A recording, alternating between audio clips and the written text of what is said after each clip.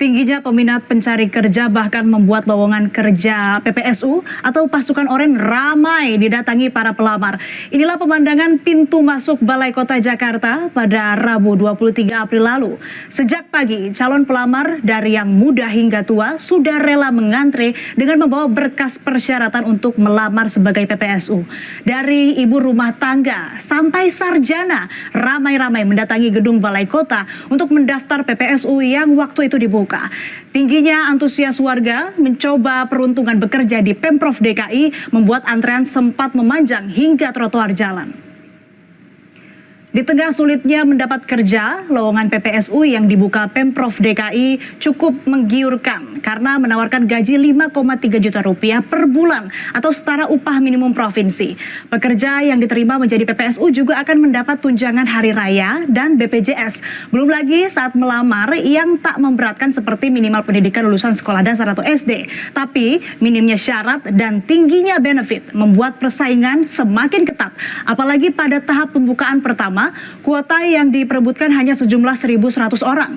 Sarjana muda pun tak gengsi melamar posisi PPSU atau yang dikenal sebagai pasukan oranye.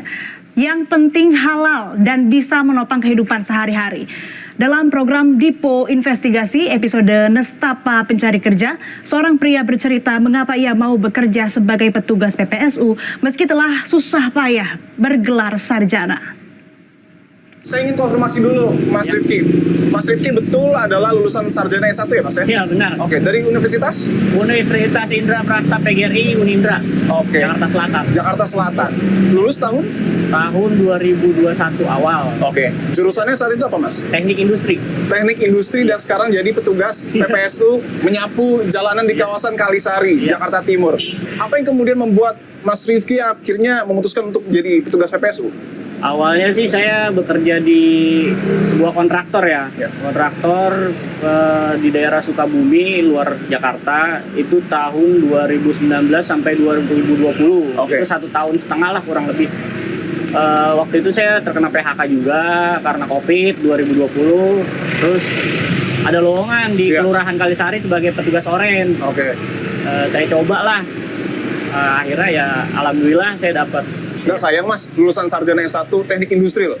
Kalau dibilang sayang sih karena ekonomi terus cari kerja susah, apalagi di Jakarta. Walaupun S1 juga kemungkinan masih banyak yang belum bekerja sih.